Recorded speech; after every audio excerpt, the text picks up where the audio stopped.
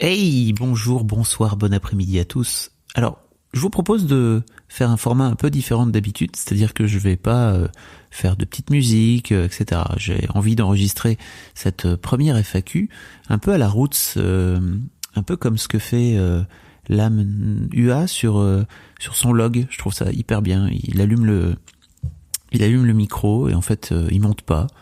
Et juste il parle comme ça tout seul face à son micro. Alors je crois que lui il a un chat en direct, mais moi je vais pas faire ça. Je vais juste balancer ça comme ça, lire vos questions parce que vous m'en avez posé plein et déjà merci beaucoup pour tout ça parce que c'est vraiment super. Et puis on va voir ce que ça donne. Voilà, j'ai envie de vous parler comme ça pour une fois, de causer dans le micro. Et sans monter grand chose en fait. Et donc merci beaucoup pour toutes vos questions. Je vous propose de les faire. Alors je les ai classées un peu dans l'ordre. Je suis désolé, j'ai pas pu toutes les garder parce qu'il y en avait quelques-unes qui se recoupaient. Et donc je vais essayer de faire en sorte de répondre au plus grand nombre de questions que vous avez posées.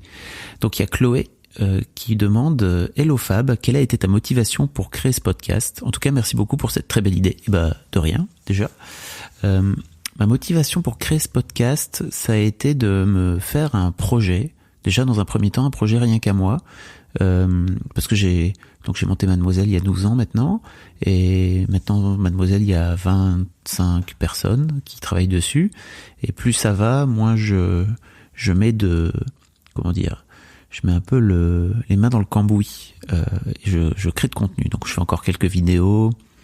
Ça m'arrive d'écrire des textes aussi, mais au quotidien, c'est un peu moins ça, quoi. En tout cas, par rapport à avant, et tant mieux, hein, parce que c'est un peu l'objectif, hein. J'ai pas monté Mademoiselle pour continuer à écrire pour des jeunes femmes alors que j'ai 40 ans. Mais je voulais me recréer un projet rien qu'à moi, que j'avais de A à Z. Et en fait, cette idée m'est venue. Alors, je le mettrai dans les notes, mais j'avais créé un post.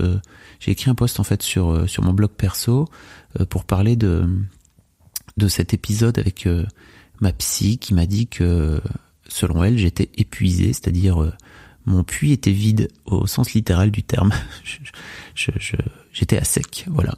Et donc elle m'a dit il faudrait que tu ailles chercher des trucs qui vont te remplir ton puits. Et je pense que le fait de monter ce projet m'a vraiment aidé à remplir mon puits. Alors vous irez voir aussi, je vous mettrai un autre lien sur l'année 2016-2017 si vous n'avez pas trop suivi, qui a été assez compliqué pour moi, mais qui fait qu'aujourd'hui je vais beaucoup mieux. Et je pense que ce podcast m'a aidé à contribuer, en fait, en tout cas à m'en sortir.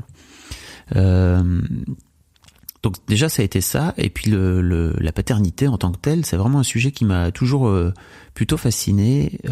J'ai créé un blog en 2005 pendant la première grossesse de ma fille, de ma première fille, donc la grossesse de ma première fille, où je racontais la grossesse au niveau du père dans un blog qui était anonyme à l'époque. Donc je lançais ça en même temps que Mademoiselle, et de fil en aiguille, ça a fini par faire un tel succès sur Internet que, je vous la fais vraiment très courte, hein, parce que l'histoire est un peu plus longue que ça. Mais j'ai fini par en faire un livre, et en fait vraiment le fait de creuser de cette expérience en fait sociologique, hein, qui est d'avoir un enfant et en fait de se positionner en tant que père plutôt impliqué dans la grossesse de sa femme, ça m'a amené plein de questions, et ça a surtout suscité plein de réactions de la part de plein de gens très différents. Et je me disais que il y a sans doute un truc à jouer autour de la libération de la parole des mecs d'une manière générale. Alors pas de la parole des mecs d'une manière générale, parce que les mecs dans cette société parlent beaucoup, parlent trop même parfois, écoutent trop peu, mais en tout cas ils parlent souvent beaucoup, et ils parlent très très peu de leurs sentiments et des trucs qu'ils ont au fond d'eux. Et ça, je pense que c'est un truc que j'aimerais bien creuser. Alors c'est un sujet qu'on creuse aussi avec Mimi sur Mademoiselle dans le podcast The Boys Club, que je vous invite à découvrir. Je vous mettrai également un lien. Donc ouais, je vous invite vraiment donc ouais, l'idée, pardon, je m'embrouille un peu, mais comme je vais pas monter, l'idée c'était vraiment de creuser et de libérer la parole des pères en fait sur le sujet de la paternité, d'avoir un discours un peu différent, qui est juste le discours de base qu'on entend, enfin en tout cas la part des pères, de rentrer un petit peu plus dans l'émotion, dans ce qui se passe dans leur tête et dans leur ventre. C'était un peu l'idée. Et je pense que c'est un sujet qu'on entendait trop peu, et je suis très heureux d'avoir contribué à amener ma petite pierre à l'édifice, à faire en sorte que peut-être d'autres mecs se posent la question de comment ça se passe dans leur tête et dans leur ventre. Voilà, c'était un petit peu ça, la motivation, enfin la double motivation de mon podcast, motivation personnelle, on va dire, pour remplir mon puits, et une motivation un peu plus qui me dépasse, en tout cas, je pense, où j'essaie de libérer la parole des mecs quand il s'agit de causer de leurs émotions et de ce qui se passe dans leur ventre. Voilà. En tout cas, merci beaucoup Chloé pour cette première question. Alors il y a Jean Père Mon Latin, Jean comme Jean, qui me dit: bonjour, est-ce que cela t'aide dans ton rôle de papa? Alors oui, parce que même si je pense pas que c'est quelque chose que j'ai rien appliqué comme conseil, en tout cas pour l'instant, qui me font, enfin en tout cas de conseils que j'ai pu entendre de la part d'un de mes invités, en tout cas pour l'instant, hein, ça viendra peut-être.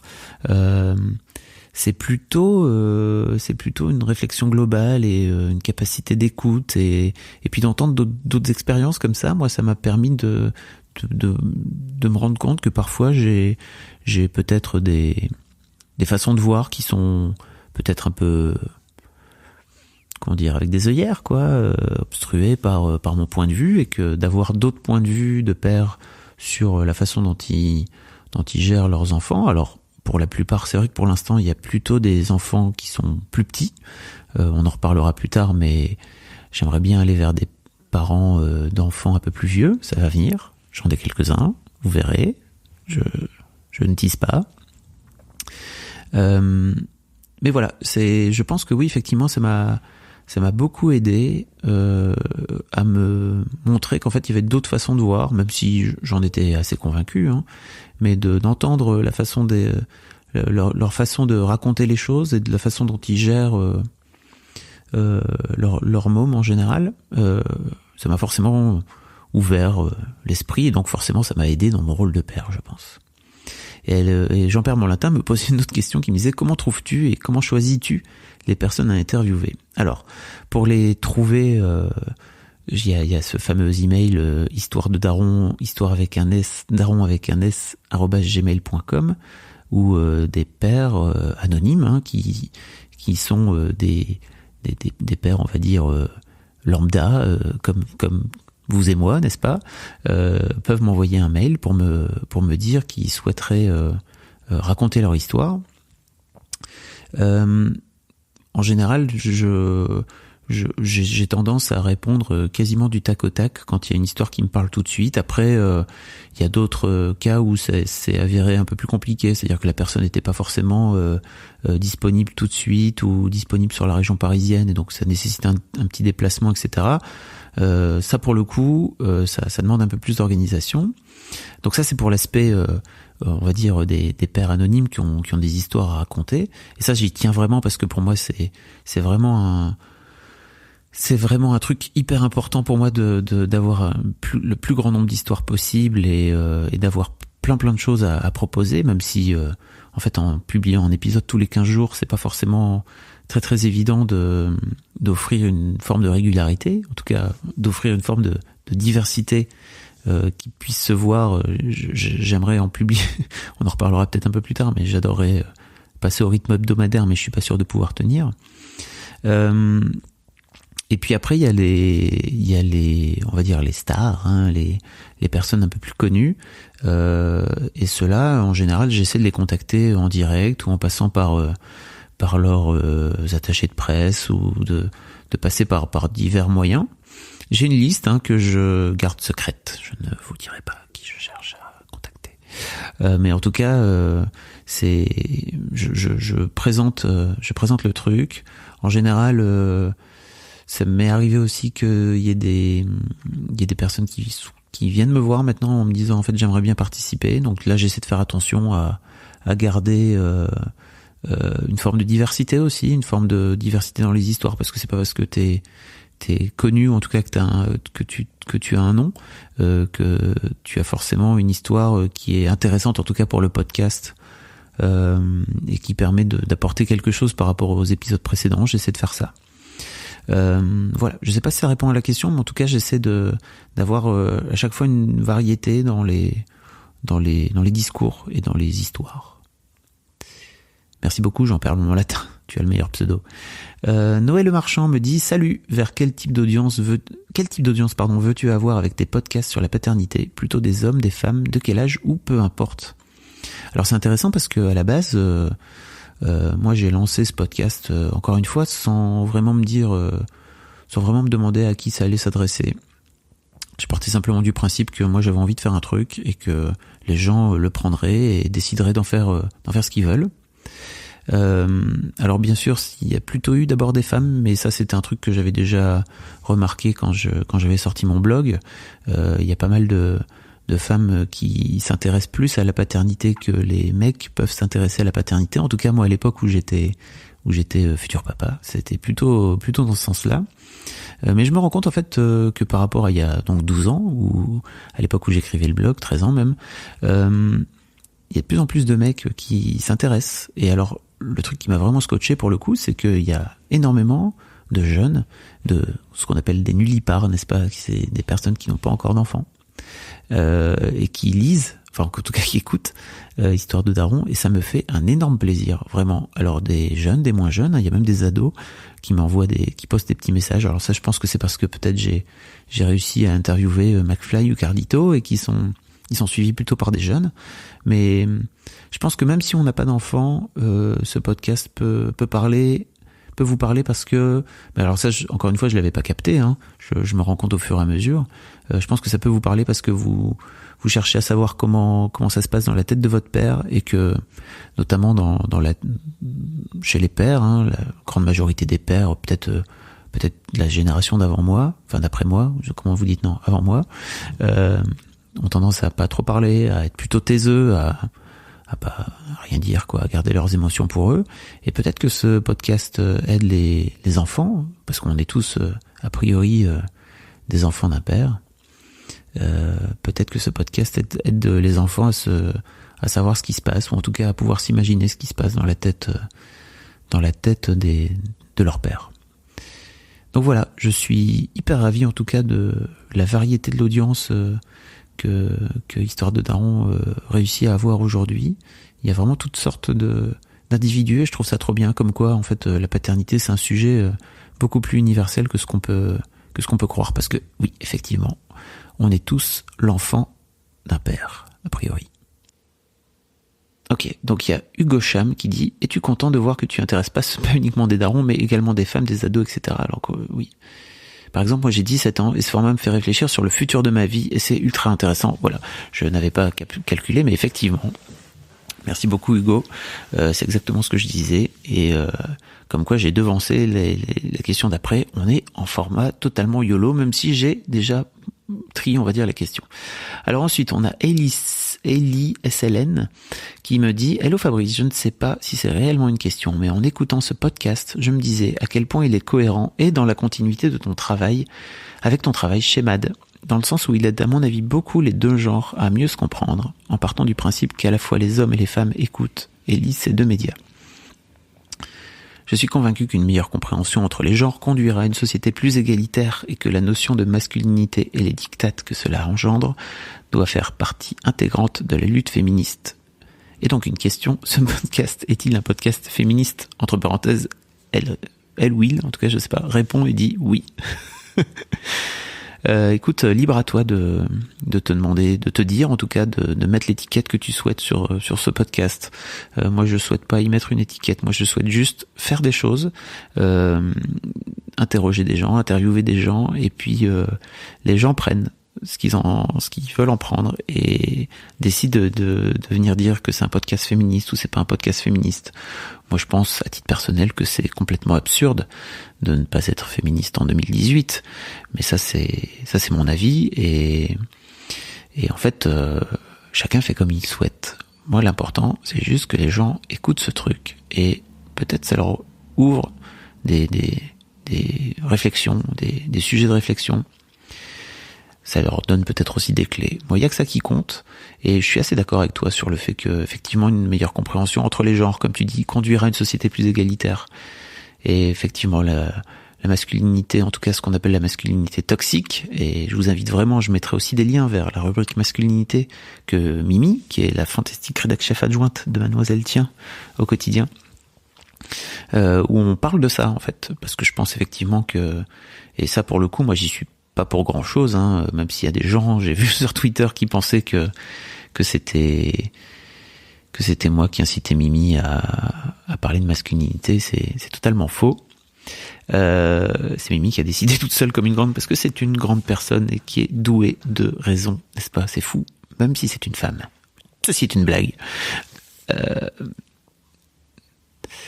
Effectivement, la masculinité, ça pue du cul. En tout cas, la masculinité toxique, ça pue du cul. Et je pense que il est temps pour les mecs de prendre conscience de ça, et de prendre conscience que réussir à sortir de ce truc dans lequel la société t'a mis, c'est-à-dire quand t'es un garçon il faut que tu sois fort, quand t'es un garçon il faut pas que tu pleures, quand t'es un garçon il faut que tu prennes tout pour toi, etc. C'est aussi pété que le sois joli, comment elle dit déjà Clem, sois gentil, dis merci et fais un bisou, qu'on impose aussi aux petites filles, quoi.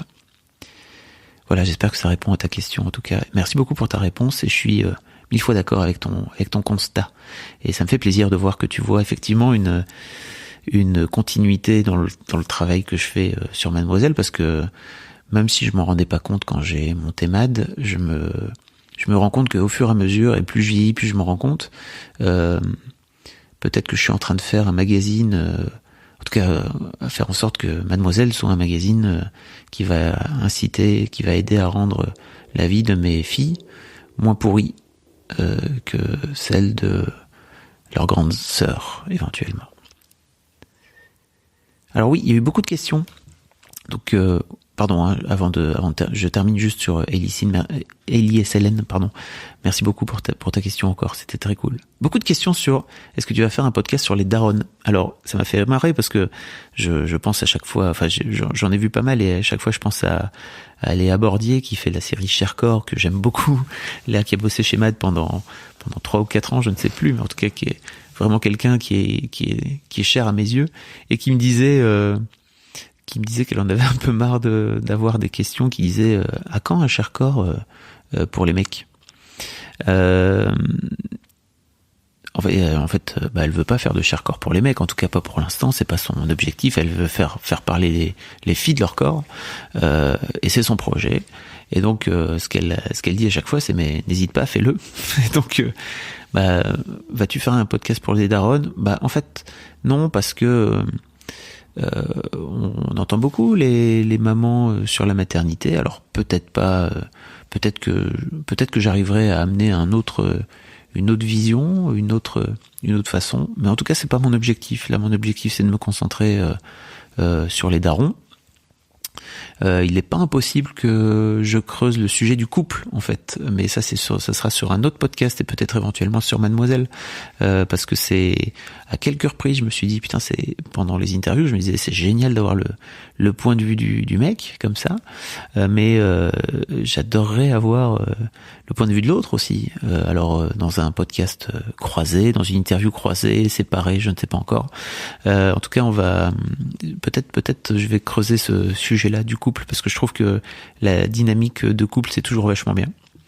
Donc non, je vais pas faire de podcast avec des darons, je vais pas non plus faire de podcast avec je sais plus, j'ai eu pas mal de questions sur est-ce que tu vas faire des podcasts avec les enfants? A priori non, en tout cas pas comme ça. Enfin, j'en reparlerai peut-être un peu après, mais peut-être que le format va venir à évoluer, hein, parce que il y a un moment donné où peut-être ça me lassera. Mais en tout cas, pour l'instant, c'est pas à l'ordre du jour. J'ai encore suffisamment de darons à faire pour pas aller m'éparpiller sur d'autres sujets. Alors il y a It's Chassou, pardon. As-tu également prévu d'inviter des grands-pères? L'émission avec ton papa était très intéressante, notamment pour mettre en avant le contraste entre le rôle de père et de grand-père, mais aussi sur le fait de voir ses enfants devenir parents à leur tour. Merci pour ce podcast. Alors merci à toi. Alors oui, j'ai prévu d'inviter des grands-pères. Il y en a notamment un que j'ai déjà enregistré, un autre par rapport à mon père, effectivement, que j'ai déjà enregistré, où on parle d'un sujet très spécifique en fait. Mais vous verrez, c'est pareil, c'est un podcast un peu différent. En fait, je me fixe pas sur interviewer des pères ou des grands-pères, parce que a priori les grands-pères ont été pères. Donc on verra. Ça dépendra vraiment des témoignages que je reçois et des différentes sollicitations que je reçois. J'ai reçu aussi des témoignages de pères un peu plus vieux. Et j'espère pouvoir les faire en fait, d'avoir des darons qui ont des grands enfants. Yo ma grande. Ça va ? J'enregistre la FAQ d'Histoire de Daron. Tu réponds à des questions ? Oui. J'ai fait un gros poteau. À quand l'histoire de Daron de Fab ? Eh bien c'est fait. Bonne nuit papounet. Bonne nuit ma grande. À demain. Beau rêve. Alors comme je vous ai dit que je montrais un minimum, voici ma grande fille. Je suis trop heureux parce que en fait, pour vous raconter un petit peu ma vie, la grève de la SNCF m'impacte pas mal en fait entre ma vie entre Lille et Paris, mais j'ai décidé de pas m'énerver, de prendre ça avec beaucoup de détente. Et là par exemple, je suis rentré un peu plus tôt pour pouvoir échapper à la grève demain, et plutôt que de me dire que je suis en train de rater une journée de boulot à Paris, je suis trop heureux parce que ma femme est partie dans un dîner d'affaires en ville, et moi je me suis occupé de mes filles, comme ça faisait un petit moment en fait que je m'étais pas occupé d'elles dans une soirée de base en semaine, parce que je travaille à Paris la semaine, et donc je vis à Paris la semaine, et mes filles sont à Lille. Voilà, donc je suis super content. De quoi on parlait? Oui, des grands-pères. Effectivement, on verra. Ça va vraiment dépendre des sollicitations. De la même façon qu'il y a Molili qui me dit: j'adorerais entendre un jour le témoignage d'un père absent, quelqu'un qui n'a pas vu ses enfants grandir au jour le jour. Alors c'est pareil, je fais vraiment, et il y en a eu quelques-uns comme ça. Je fais vraiment en fonction de ce que je reçois. Mais oui, je cherche à mettre toutes sortes d'histoires. Et s'il y a des pères qui se considèrent absents et qui sont prêts à venir raconter leur histoire sans venir en faire un confessionnal, ou une façon de venir expier leurs péchés de mauvais pères, de pères indignes, parce que c'est pas du tout l'idée, je les entendrai grand plaisir. Je pense que la vie est un chemin, et que il est très probable, même moi, parfois je me pose la question, parce que je vis pas au quotidien avec mes filles. C'est un choix de ma part, c'est un choix de la part de ma femme, c'est un choix. Alors c'est moins un choix de mes filles, mais en tout cas c'est un choix de couple de notre part à tous les deux. Et parfois je me dis, est-ce que je regretterai plus tard? Des vraies questions que je me pose. Et en même temps, j'ai pas envie de passer à côté de l'opportunité de faire grandir ma boîte. Donc l'un dans l'autre, c'est des choix. Donc si un jour un père absent souhaite venir raconter sa vie de père absent au micro d'Histoire de Daron, surtout n'hésitez pas, je vous recevrai avec grand plaisir, et no judgment, seul Dieu peut nous juger, et encore. C'est une expression, je ne suis pas vraiment tourné vers Dieu pour ma part. Alors il y a Like Mars and Venus qui me dit: salut Fab, trop cool les podcasts. Je me demandais, est-ce que tu vas faire des interviews de darons homosexuels qui ont, selon moi, aussi un rapport à la paternité intéressant? Continue comme ça, merci beaucoup. Et alors là c'est pareil, j'ai eu beaucoup de questions en fait par rapport au fait d'interviewer des pères homosexuels.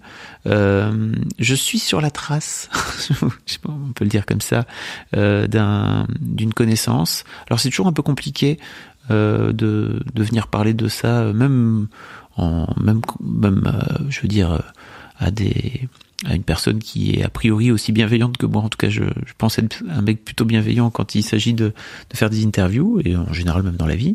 Mais c'est pas forcément évident, donc je ne force pas. Je ne force personne, bien sûr, mais je connais un couple en fait. J'adorerais les interviewer, mais c'est pas forcément évident. Voilà. Donc ça prendra le temps que ça prendra, peut-être un jour. Alors, Ambre Ninon B dit, à quand l'histoire de Daron de Fab? Et vous avez sans doute entendu Lina tout à l'heure qui passait et qui disait, c'est déjà fait. Bah oui, c'est déjà fait. Vous verrez à quoi ça ressemble. Je n'en dis pas plus. Rebcas dit, pour toi, quel invité serait le top du top? Celui pour qui te ferait dire, ça y est, je l'ai fait. Alors, il y en a pas mal, hein, mais il y a un invité que j'adorerais avoir, après qui je cours. Hein. Je sais que ça va prendre peut-être du temps et beaucoup de temps, mais peu importe. J'adorerais avoir Fabrice Lucchini. Voilà. Si tu m'écoutes, Fabrice, surtout n'hésite pas à venir causer à l'autre Fabrice. C'est vraiment un mec que j'aime beaucoup. Alors je suis pas du genre fan en fait dans ma vie en particulier, mais voilà, j'aimerais bien avoir Fabrice Lucchini. Je pense que ça pourrait être intéressant de l'entendre parler de tout ça. Et c'est en même temps, j'ai bien conscience que c'est un peu compliqué pour les stars, on va dire plus, hein, qui sont, je pense, connus par ma mère, par exemple, parce que pour moi, tu commences à vraiment être une star quand ma mère te connaît, de venir parler de leur vie privée. Donc ça peut prendre un peu de temps. Et peut-être que ça se fera pas, et c'est pas très grave. En fait, oui, c'est pas très grave. Pourquoi? Parce que pour moi, l'important, c'est juste de raconter des histoires, et peu importe que ce soit Fabrice Lucchini qui vienne raconter une histoire ou quelqu'un d'autre, tant qu'il y a des histoires chouettes à raconter, moi, ça me va bien. Alors, il y a Zouz du Crime qui dit « Bonjour Fab, jusqu'à présent, il semble que les interviewés soient majoritairement des parents de jeunes enfants. À l'avenir, est-il envisageable d'entendre des parents d'ados voire plus en âge? Merci, c'est génial. Continue. Merci beaucoup, Zouz du Crime. Ton pseudo est génial. Alors oui, j'en ai déjà enregistré. Ça va venir. J'ai un peu d'avance en fait, hein, pour tout vous expliquer. Ça va prendre. C'est l'une des petites frustrations que j'ai aujourd'hui sur Histoire de Daron, c'est qu'effectivement j'aimerais bien en publier plus parce que je pense que j'ai la capacité de le faire de temps à autre. Après il y a des moments où j'ai moins de temps et donc je ne voudrais pas lancer un rendez-vous hebdo que je n'arriverai plus à tenir au bout de, on va dire, 1 mois ou 2 mois. Donc j'essaie de pas, comme on dit, péter plus haut que son cul sur le sujet. Mais oui, j'aimerais bien avoir des parents d'ados un peu plus, enfin des parents d'ados et puis voire même des parents de grands enfants. J'espère en tout cas que ça viendra. Ah, Julie 80 T14 me dit: j'aime beaucoup le concept de l'interview audio, mais pourquoi? Point d'interrogation. Pourquoi ne pas y ajouter l'image? Ah, ça alors vraiment, c'est une immense question notamment parce que je mets les épisodes sur YouTube. J'ai eu au départ beaucoup de questions qui me disaient mais pourquoi t'as pas mis une caméra?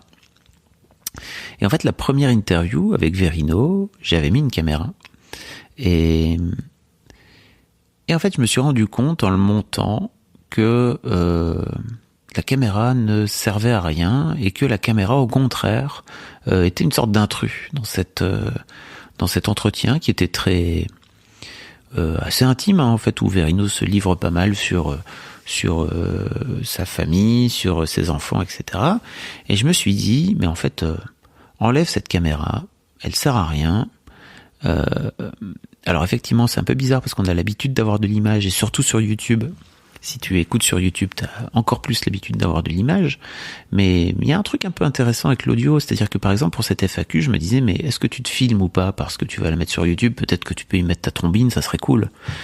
Et en fait, là je suis dans mon canapé, je suis posé, il y a pas de lumière, il y a juste une lumière un peu sombre dans mon salon. Et je pense qu'il y a un truc un peu spécifique avec l'audio aussi qui permet de pouvoir s'imaginer. Il y a notamment McFly qui rit de ça au tout début de son interview où il dit que il est attaché au mur, dos à moi, etc.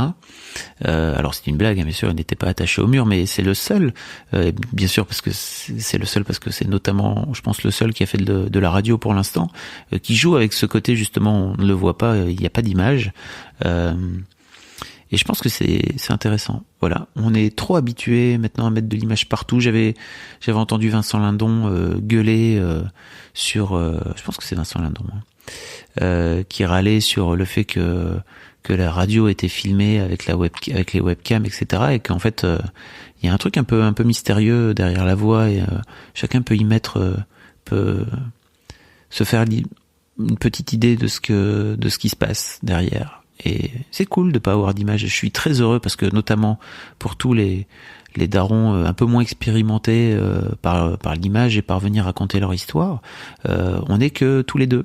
Voilà, on est lui et moi à venir causer. Et en fait, il n'y a pas un troisième œil, il n'y a pas une troisième personne qui est une caméra à laquelle il faut faire attention, à laquelle il faut peut-être parler.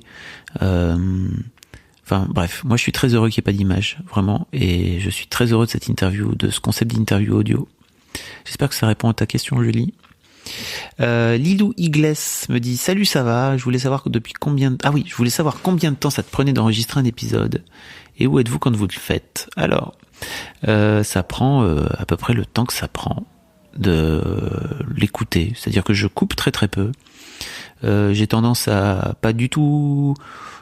En général, je leur propose de venir à mes invités de venir dans les locaux de Mademoiselle. Pour Ben, par exemple, Mazué, on était allé dans la cour de chez Sony, de son label. J'ai été allé chez Bruce aussi, je pense, dans son immense foutraque grenier là, génial. Dans son bureau d'ailleurs, c'est pas un grenier. On dirait un peu, je pense à ça parce que je dis c'est un grenier et ça me fait penser un peu à un grenier Géo trouve tout. Et puis pour les autres, je pense qu'ils sont venus chez Mad, d'une manière ou d'une autre, dans les bureaux. On prend 1 heure et en fait on s'enferme dans une salle et on discute. Voilà, mais je monte très très peu. Donc globalement, ils viennent, je leur sers un petit café, un verre à boire, et puis après je leur explique un petit peu le concept. Je leur parle le moins possible parce que je déteste parler, en tout cas démarrer l'interview avant que ça enregistre. Vraiment, c'est un truc qui m'énerve. Donc je leur parle le moins possible. Je suis un peu, comment dire, pas très avenant en tout cas au tout départ parce que je veux pas démarrer l'interview, je veux pas me spoiler. Je veux avoir la fraîcheur, garder la fraîcheur de l'interview, en tout cas pour l'interview. Donc voilà, ça prend, on va dire 1 heure, 1 heure et demie à tout casser. J'espère que ça répond à ta question, Lilou Igles. Alors il y a Mathilde qui me dit « Bonjour, est-ce que le regard que tu portes sur ton père a changé depuis que tu l'as interviewé ?» Alors oui, vraiment, parce que c'était vraiment génial ce moment. Je voulais aussi remercier toutes les personnes qui m'ont envoyé des messages déjà pour me remercier de cette interview, parce que je lui en ai envoyé quelques-unes, pas toutes, hein, parce qu'il y en avait vraiment beaucoup. Mais je pense que lui se rendrait pas compte de l'impact que cette interview pouvait avoir. Et en fait, oui, le regard a changé parce que vous l'entendez pas et vous le voyez pas, mais en fait, quand on fait cette interview, lui et moi je suis vraiment, je tombe des nues quand je me rends compte à quel point il est encore tellement sensible. Alors spoiler sur le fait que son père soit mort quand il était jeune, son père est mort quand il avait 30 ans, donc un peu avant ma naissance, et en fait il se met à pleurer, mais vraiment au bout de 2 minutes d'interview, je n'avais aucune idée qu'il était à ce point-là encore sensible sur le sujet. Et puis à la fin, il pleure aussi complètement quand il reparle de ça, et ça m'a complètement décontenancé. D'ailleurs, petite info, mais j'ai mis un rire. En fait, j'ai eu un rire. J'ai pas mis un rire. J'ai eu un rire qui était un rire en fait que j'ai fini par couper au montage parce que je me disais mais il va être mal interprété ce rire parce qu'en fait c'est un rire de gêne, c'est un rire de what the fuck, qu'est-ce qui se passe. Et en fait c'est un rire où parfois si vous allez voir un spectacle un peu trop hardcore, en fait vous allez rire sur un truc qui vous gêne un petit peu. C'était un peu ça, un peu ce genre de rire là. En fait j'ai fini par le couper. Alors je sais que c'est peut-être malhonnête, mais en tout cas je me disais qu'il serait sans doute pas bien interprété ce rire. Et puis surtout vous avez pas l'image, donc effectivement vous pouvez pas voir ce qui se passe. Et en fait mon père a encore pleuré pendant, je sais pas, une demi-heure, 3/4 d'heure, 1 heure après l'interview. Il n'en pouvait plus, en fait, ça est sorti, et puis c'est sorti pendant très très longtemps. Donc il a passé une grosse partie du du repas de Noël à pleurer, à venir dans le salon, à repartir, à venir sécher ses larmes, etc. Et en fait, ça m'a vraiment touché parce que je pensais pas qu'il était. Et on a parfois parlé effectivement de mon grand-père que je n'ai donc pas connu et de son père, mais je pensais pas qu'il était encore à ce point-là à vif sur le sujet, parce que ça fait quand même l'air de rien 40 ans, et je ne m'imaginais pas qu'il l'avait pas traité. En tout cas, je pense pas qu'il ait traité vraiment son deuil, quoi. Et ça m'a touché vraiment. Je pensais pas que c'était encore si dur pour lui, et effectivement, on n'en avait jamais parlé. Je voulais aussi dire merci aux personnes qui m'ont envoyé des messages pour me dire que cette interview leur avait donné envie d'avoir ce genre de conversation avec leur père, peut-être même avec leurs parents, avec leur mère aussi, hein, pourquoi pas. C'est le genre de conversation qu'on n'a pas, en tout cas qu'on n'a pas spontanément en fait avec nos parents. Et je trouve que c'est génial. Pourtant, enfin, j'ai vraiment passé un super moment. Et je me dis que c'est dommage d'avoir été obligé de lancer ce podcast et d'avoir obligé d'attendre 40 ans pour le lancer, enfin en tout cas pour avoir cette conversation là avec lui. Donc merci à vous si vous m'avez envoyé un petit message pour me dire que ce podcast avait encouragé une conversation entre vous et votre père ou vos parents. Ça m'a beaucoup touché, vraiment.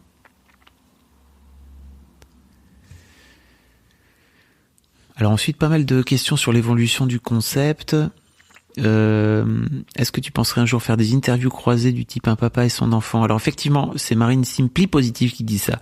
C'est peut-être une évolution que j'envisagerais, mais alors pas forcément pour tout le temps, mais peut-être que sur un cas en particulier, si ça se présente et qui a un intérêt en fait à avoir une interview croisée comme ça, je le ferai. Ouais, c'est une bonne idée. J'avais acheté un bouquin qui s'appelle Père d'aujourd'hui, fille de demain. Alors en plus il est plus édité, c'est dramatique parce que ce bouquin était vraiment génial. J'ai acheté ce bouquin-là quelques jours après la naissance de Lina, parce que j'étais un peu terrifié moi à l'époque d'avoir des filles, parce que j'avais suivi un peu sur Mademoiselle et je me rendais compte à quel point c'était compliqué d'avoir des filles quand on est un père. En tout cas, la relation n'était jamais, en tout cas, il y avait tout un topic sur le forum Mademoiselle sur les pères, sur leur rapport au père, et il y avait jamais de relation très apaisée. C'était soit mon père est un génie et je l'adore et je le mets sur un piédestal, et en fait, en gros, jamais un mec réussira à le détrôner, quoi, ce qui est pas forcément excessivement sain. Ou alors, mon père est une ordure et voilà, il est absent, ou une ordure, ou un mec incapable de comprendre et de se mettre à ma place. Et en fait, j'avais trouvé ce bouquin un peu par hasard à la Fnac quelques jours après la naissance de Lina, et je l'avais acheté, et c'était passionnant parce qu'en fait ce bouquin était un bouquin d'entretien croisé entre père et fille, et après chaque entretien il y avait un décryptage en fait d'un expert, un psy, enfin ça dépendait en fait de la nature de l'entretien. Et c'était vraiment super bien. Et en plus, je l'ai perdu comme un connard et il est plus édité nulle part. Donc, si vous avez l'occasion de le trouver, ça s'appelle Père d'aujourd'hui, fille de demain. C'est fait par une psychologue, si je me trompe pas. C'était vraiment super, super, super bien. Ça me fait penser d'ailleurs peut-être que je pourrais retrouver cette personne et l'interviewer dans un histoire de daron, pourquoi pas, un peu spécial. Anouk Flânerie me dit: est-ce que tu envisagerais un jour de basculer de l'autre côté avec des histoires d'enfants de darons? Le plus ouf serait que le podcast existe encore dans 15-20 ans et que tu ailles voir les enfants des darons avec qui tu as discuté. Alors là, vraiment, ça serait fou, effectivement. Alors, comme je disais tout à l'heure, je pense pas basculer sur des histoires d'enfants de darons. En tout cas, il y a un truc que j'aimerais bien faire. Si ce podcast existe encore dans 5 ou 10 ans, effectivement, ça serait de retourner voir, de refaire le tour de tous les darons que j'ai pu avoir et d'avoir une sorte de mise à jour. Ça c'est vraiment un truc que j'adorerais faire. Bon, on verra, je me projette loin. Quel est l'intérêt? Il n'y a aucun intérêt de se projeter aussi loin. Mais en tout cas, j'y ai déjà pensé et je trouve que c'est une idée marrante. Alors, quid d'un épisode, c'est Red Thomas qui dit ça, quid d'un épisode à propos d'enfants ayant été adoptés et du point de vue du daron. Ah oui, alors, c'est pareil, moi ça va dépendre aussi de ce que je reçois comme témoignage, comme d'habitude. Il y a Elnou qui me disait, est-ce que tu peux inviter des gens qui ne veulent pas d'enfants et qui expliquent pourquoi? Alors, ça pourrait être notamment un épisode spécial, oui, effectivement. Un épisode, peut-être entre les épisodes, peut-être que je vais faire ça à la rentrée prochaine, d'avoir des épisodes qui seraient plus informatifs, je ne sais pas, on verra. Mais ça pourrait être un épisode intéressant d'avoir un mec qui veut pas d'enfants et qui peut-être explique pourquoi, alors une compilation de courtes interviews, peut-être un peu plus courtes, pour avoir une diversité, je ne sais pas, on verra. Mais c'est une idée intéressante. Il y a Sabrina Haidora qui me dit, est-ce qu'il y a des sujets plus difficiles à aborder pendant les histoires de Daron? Alors ça c'est, là on revient, alors c'est pareil, il y a Chris Fouki après qui dit, y a-t-il des moments trop perso que tu n'abordes pas dans les podcasts? Alors ça, d'une manière générale, j'ai pas de réponse à apporter à ça, en fait, ça se passe vraiment sur le moment, c'est-à-dire que j'ai des moments où je suis moi-même pas à l'aise et je sais pas vraiment comment interpeller, comment venir dire, donc parfois je viens juste dire peut-être que là je vais dire une connerie et je éventuellement dis une connerie et c'est pas très grave. Parfois je la coupe parce que en fait le fait de dire peut-être que je vais dire une connerie n'apporte rien. Parfois je le garde. Mais en tout cas j'essaie de le faire de la façon la plus naturelle possible et s'il y a un sujet qui est difficile à aborder et qu'on vient en parler, notamment je pense à David sur le dernier épisode. Je sais que c'est, je fais une connerie, par exemple, en disant au tout départ que sa fille est trisomique, je pense. Alors que c'est pas ça du tout. Mais bon, voilà le genre d'erreur que il doit entendre lui. Et donc, je pense que c'est important aussi que je vienne dire à ce moment-là que, je suis en train peut-être de dire une connerie. Je pense que l'important c'est juste de venir dire, peut-être que je vais dire une connerie. Si c'est le cas, je m'en excuse. Plutôt que de se la jouer, je suis trop un beau gosse et j'ai tout compris à la vie, quoi. Je pense que l'interview, c'est un truc, ça nécessite beaucoup d'empathie, ça nécessite beaucoup de se mettre dans les pompes de l'autre et d'y aller parfois avec des pincettes. Voilà. Donc, j'essaie de faire ça le mieux possible. Parfois ça marche, parfois ça marche pas. C'est un peu le but. Parfois ça rate. J'espère que ça répond à la question. En tout cas, il y a Léla Palatut. Waouh. Le Palatut. Qui me demande, est-ce que tu veux que je sollicite le ministère de la Santé, point d'interrogation, de la même façon qu'on assiste à des cours d'accouchement pris en charge par la Sécu. Je pense qu'on devrait assister à des écoutes collectives de tes podcasts, pour qu'on ne culpabilise pas de ne pas se sentir prêt, d'appréhender le premier contact, de devoir redessiner un schéma de vie à 3, etc. Sérieux, j'aurais été plus serein en écoutant ces entretiens en amont. Du coup, deuxième question rhétorique. Pourquoi ne pas avoir commencé 3 ans plus tôt? Merci beaucoup pour ça, vraiment c'est un immense compliment que tu es en train de me faire là. Pourquoi pas avoir commencé 3 ans plus tôt? Parce que moi-même je n'étais pas prêt. Voilà. Chaque chose dans la vie est un chemin. Mais effectivement, merci pour ça, parce que je suis assez d'accord sur le fait que j'avais notamment assisté moi pendant les grossesses de Kat à des réunions de pères, et c'était dramatique comment c'était mené, vraiment.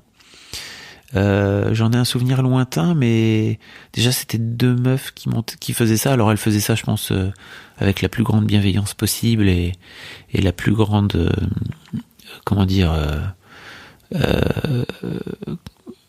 oui, c'est ça, bienveillance en fait envers les mecs, mais ça marchait pas parce que en fait les mecs donc ils avaient 1 séance ou 2 séances, je sais plus. En tout cas, en tant que mec, on avait 1 ou 2 séances, et c'était dramatique parce que donc moi, j'ai eu la chance de pouvoir assister aux séances de préparation à l'accouchement, parce que j'étais à fond, déjà parce que j'avais envie d'écrire mon blog, mais aussi parce que ça m'intéressait un peu de découvrir tout ça. Et donc j'étais plus ou moins au courant de comment ça allait se passer, mais il y avait vraiment tellement de mecs qui étaient perdus, c'était fou, quoi. Vraiment, c'était fou. Et en 1 heure, vous arrivez pas en tout cas, ces sages-femmes-là qui faisaient le plus possible leur travail, et avec la plus grande bienveillance, encore une fois, elles arrivaient pas à briser la glace, en fait. et les mecs se connaissent pas, tout le monde se regarde un peu, tout le monde se demande, j'ai peur de poser une question con, etc. Donc justement il y a un sage-femme, en tout cas je sais jamais comment on dit, un sage-femme je pense, qui m'a envoyé un mail pour me proposer de faire un épisode, et peut-être qu'on fera ça, peut-être qu'on fera une sorte de question-réponse avec lui pour peut-être faire un truc plus spécifique sur la préparation à l'accouchement. Ça fait partie des formats que j'aimerais bien développer pour on va dire pour faire grandir le concept, quoi. J'espère que ça répond à ta question qui n'en est pas vraiment une. Palatute. Il y a Tatilde qui me demande: ces conversations t'ont-elles fait changer ou ajuster l'éducation que tu donnes à tes filles? Envisages-tu des récits plus compliqués dans le rapport papa-enfant? Genre papa qui ne veut pas voir son enfant, papa qui a fait de la prison. En tout cas, merci pour les podcasts. Bon, je pense que j'y ai déjà répondu. Il y a Maui qui dit coucou, est-ce que tu penses parler de famille recomposée, d'éducation quand c'est pas tes propres enfants? Et merci pour les podcasts, ils sont super chouettes, et merci aussi pour tout le reste. Alors, ça me permet de pouvoir parler du premier podcast avec une famille recomposée, qui était celui d'Oldelaf. Alors j'ai vu pas mal de commentaires et de gens qui m'ont dit effectivement que ce podcast les avait un peu déçus entre guillemets, parce que je ne parlais pas, je ne suivais pas le même chemin que d'habitude. Et je dois vous dire qu'après à la réécoute, je me suis rendu compte que moi-même j'étais parti dans une interview un peu différente, effectivement. J'avais pas suivi le chemin classique, et sur le moment je m'en suis pas rendu compte. Et en fait pour moi je peux comprendre que cet épisode vous ait déçu, parce que peut-être il y avait des choses à raconter sur la famille recomposée, d'Oldelaf, etc. Moi je l'ai faite comme je le sentais à ce moment-là, et en fait je trouve que cette interview marche bien, parce que je la fais sans être en train de me dire oh là là, je suis pas du tout dans les clous. Je la fais avec la plus grande empathie possible envers lui, et je suis hyper intéressé par tout ce qu'il me raconte.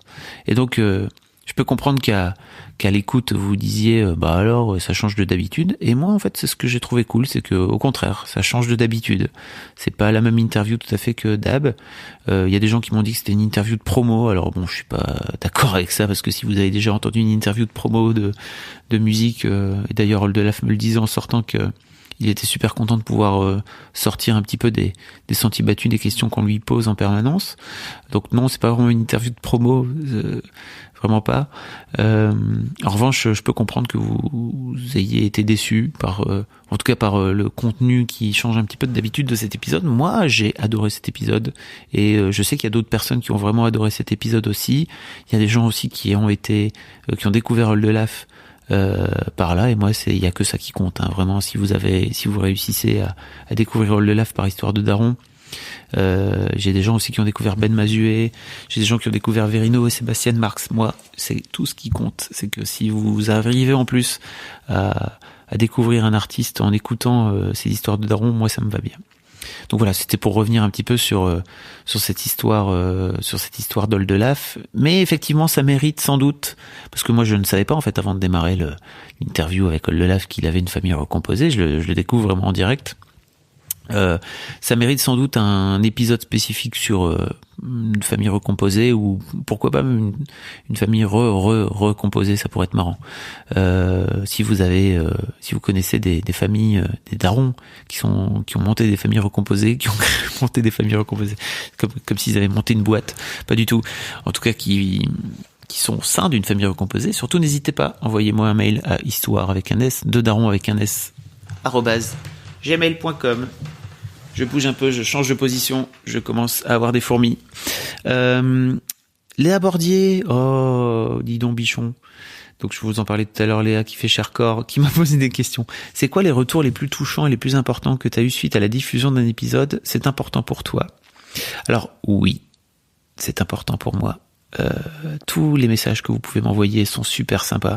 J'ai parfois du mal à répondre à tout, je sais bien, parce que j'ai à côté de ça une autre vie, mais alors sachez que je lis tout, et parfois je ne sais pas quoi répondre d'autre que merci beaucoup, et je sais que parfois merci beaucoup ça suffit largement, mais parfois j'ai même pas le temps encore de pouvoir prendre le temps de vous répondre merci beaucoup, mais en tout cas sachez que tout ça me touche. Et je pense que les retours les plus touchants pour moi, c'est globalement, tous les retours qui me... Quand vous me dites tout simplement que Mademoiselle a changé votre façon de voir les choses, a changé votre vision de la vie, a eu un impact sur vous d'une manière ou d'une autre. Moi, je suis le plus heureux des gars, vraiment, vous me dites ça, je suis aux anges. Et puis, sans doute les plus touchants, ça a été les retours suite à l'histoire de Daron avec mon père. Vous avez été très très très nombreux à m'envoyer des messages.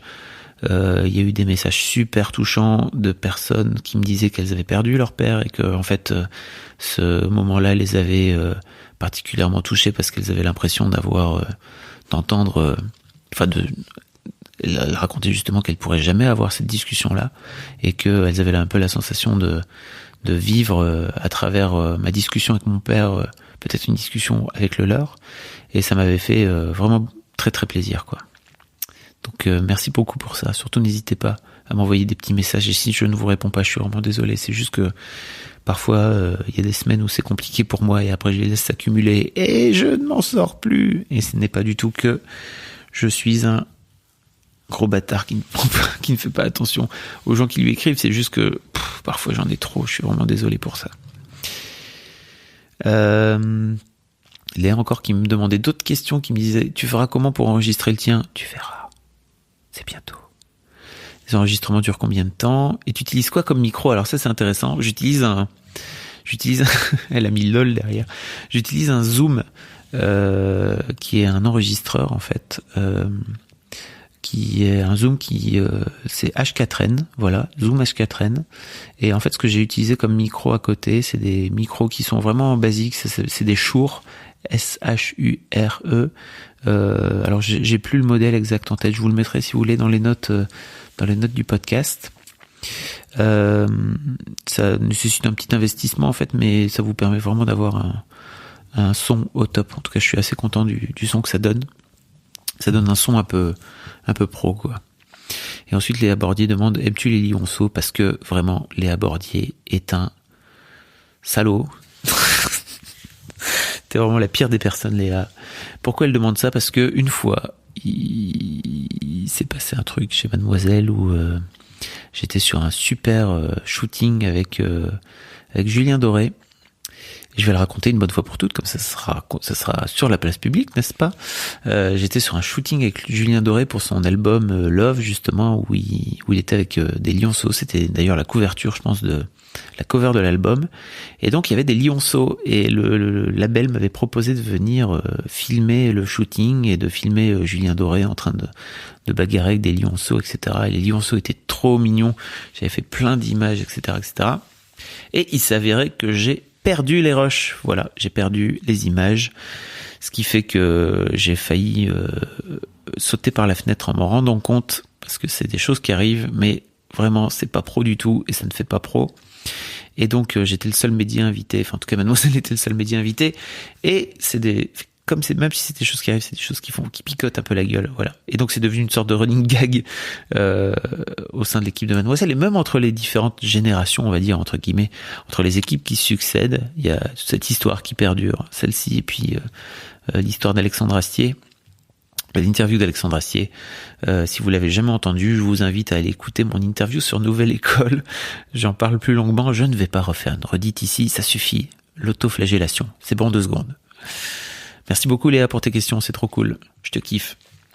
Donc il y a Dodo1606 qui dit j'aimerais entendre la vie d'un père dont l'enfant a changé ou voudrait changer de sexe. C'est un sujet pas mal médiatisé en ce moment, et quand je demande à mon homme comment il réagirait, j'ai pas grand chose comme réponse. Bah oui, tu m'étonnes, c'est un sujet qui est encore extrêmement compliqué et peu connu et encore touchy dans notre société actuelle. Et pourquoi pas, pourquoi pas. Mais en attendant, moi je fais comme je peux avec les témoignages que je reçois. Donc si un jour l'occasion se présente et que l'histoire mérite d'être racontée et que elle est dans comment dire, dans la ligne telle que je l'entends de Mademoiselle, je le ferai avec grand plaisir. De Mademoiselle, j'ai dit. D'histoire de Daron, bien sûr. Des formations professionnelles, ça fait 12 ans. 13 ans même bientôt. Camalo me dit « Merci Fab Florent pour ce podcast qui me fait monter les larmes de joie ou d'émotion à chaque écoute. » Oh là là, ça fait tellement plaisir. Ça devrait être reconnu d'utilité publique. Tiens, concernant la FAQ, je serais curieuse d'entendre des quelques darons de la génération de mon papa, 50-60 ans. Comptes-tu en interviewer ? Eh bien, écoute, oui, j'adorerais en interviewer. J'aimerais bien qu'il sorte du bois et qu'il n'ait pas peur d'en parler. Parce que souvent, je reçois des mails de la part de jeunes auditrices, on va dire, qui me disent mon père est génial, et donc elles me racontent toute l'histoire et je leur renvoie un mail en me disant et donc est-ce que tu penses qu'il pourrait venir raconter tout ça, parce que ça me fait une bien belle jambe que tu le racontes toi, mais j'aimerais bien qu'il le raconte lui. Et là tout de suite j'ai ah non, en fait il ne veut pas parce qu'il n'ose pas venir me parler, parce que je peux comprendre pourquoi les papas ils ont peur de venir parler dans les micros.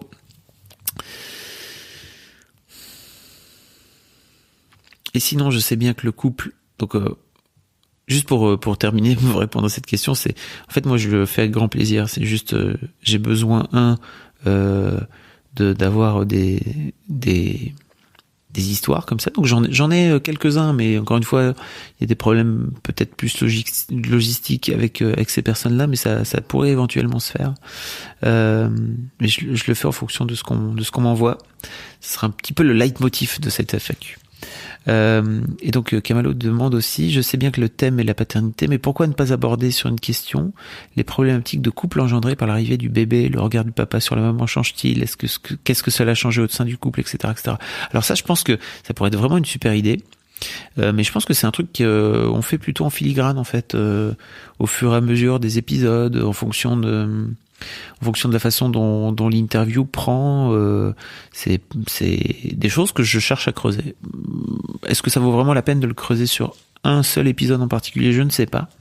Mais en tout cas, moi, je pars du principe que je vais essayer de je creuse en tout cas, et en fonction de ce que les invités me disent aussi, de ce qu'ils me donnent, j'essaie de le creuser aussi dans ce sens-là. Et enfin, la dernière question, c'est une question de La Monstrueuse, c'est ton pseudo, n'est-ce pas, qui me dit, c'est une question en forme de thérapie. Avons-nous à pardonner à nos parents pour accéder à une parentalité sereine ? J'écris en ce moment sur mon père, l'amour inconditionnel que je n'arrive pas à lui donner. Et je me demande du coup, quel parent je serais si je n'arrive pas à pardonner ? Entre parenthèses, vous avez 4 heures, et puis elle fait un petit emoji, bisous bisous. Eh ben, avons-nous à pardonner à nos parents pour accéder à une parentalité sereine ? Alors ça, c'est une grande question. Moi, je pense que c'est cool. Peut-être pas de pardonner. En tout cas, si vous avez des choses à leur pardonner, peut-être que c'est mieux de leur pardonner. Je ne sais pas, encore une fois. Mais je pense que c'est important d'avoir un peu de recul sur l'éducation que nos parents nous ont offerte, et d'avoir aussi peut-être du recul sur ce qui a marché, sur ce qui a moins bien marché, de vous dire aussi que l'éducation qu'ils vous ont donnée n'était forcément pas parfaite, parce que qui a eu des parents parfaits, hein, vraiment, peut-être que ça existe. Si vous avez eu des parents parfaits, surtout n'hésitez pas à me le dire, mais franchement, ça m'étonnerait. On a forcément tous la somme des erreurs de nos parents. Ça, c'est vraiment un truc dont je suis convaincu. Et donc, avons-nous à pardonner à nos parents pour accéder à une parentalité sereine ? Moi, je pense que c'est important de pardonner. Je sais pas ce que ça veut dire pardonner derrière, mais en tout cas d'avoir une forme de recul par rapport à l'éducation qu'on a eue, et de réussir à faire le tri. Bon, c'est mon avis. Et j'ai eu cette chance d'avoir des parents aimants, et des parents qui ne m'ont jamais battu, qui n'ont jamais été violents avec moi, etc., qui ont déconné par d'autres aspects, mais ça c'est encore autre chose, hein. Ils l'ont jamais fait exprès, en tout cas ils n'ont jamais été violents avec moi, et donc j'ai pas forcément de choses à leur pardonner, plutôt des trucs à accepter en fait, et ça je pense que c'est important d'accepter qu'en fait effectivement ses parents sont pas des êtres parfaits. Et je pense que c'est d'autant plus important que je pense que c'est important de dire à ses propres enfants qu'on n'est pas des parents parfaits. En tout cas, moi, c'est un truc que j'essaie de dire à mes filles tous les jours. Et puis j'espère que ça fera d'elles des adultes épanouis, et des êtres humains libres et heureux. Ou heureux, comme elles voudront. c'est la fin, c'est la dernière question. C'était la dernière question en tout cas. Ça fait 1 heure que j'enregistre, donc on est sur une histoire de daron assez classique finalement. Voilà, j'espère que vous avez passé un bon moment. Je vous invite à vous abonner au podcast si c'est la première fois que vous écoutez Histoire de daron. En général, c'est pas du tout ce format-là, hein, c'est un format d'interview avec 2 personnes. C'était un épisode un peu spécial, une sorte de bonus que je fais pour répondre aux questions les plus fréquemment posées. Abonnez-vous au podcast, mettez des petits commentaires, mettez une note aussi, mettez 5 étoiles, ça fera toujours plaisir. Et puis vous savez maintenant que Histoire de daron est disponible sur Spotify, ça fait un gros plaisir vraiment, donc n'hésitez pas à chercher dans la rubrique podcast, vous cherchez Histoire de daron, vous allez trouver Histoire de daron. Vous pouvez même vous y abonner, vous aurez directement la pop-up pour vous dire qu'un nouvel épisode est sorti. Et puis vous pouvez aussi vous abonner à la chaîne YouTube si vous préférez écouter les vidéos, en tout cas les épisodes sur YouTube dans un onglet au bureau. C'est très possible aussi. Et puis si vous êtes plutôt du genre téléphone portatif, smartphone comme on dit, n'hésitez pas à vous abonner au podcast, soit sur podcast sur iPhone, notamment l'appli podcast. Sinon il y a d'autres applis, hein. Il y a une appli qui s'appelle Overcast aussi qui est très bien, qui est gratuite, soit sur Podcast Addict par exemple sur Android, ça marche aussi très bien. Vous tapez Histoire de daron et vous allez chercher, vous allez trouver le podcast, vous pouvez vous abonner et ensuite vous pouvez télécharger sur votre téléphone portatif les épisodes pour pouvoir les écouter n'importe où, dans le métro, même s'il n'y a pas de connexion. C'est un épisode que vous pouvez télécharger et écouter hors ligne, voilà, sans consommer de 4G si jamais vous avez un tout petit forfait, voilà. Écoutez, j'espère que ça vous a plu. En tout cas, ça m'a vachement plu d'enregistrer ça. Je vous dis merci beaucoup et puis je vous dis à lundi prochain sans doute. À bientôt.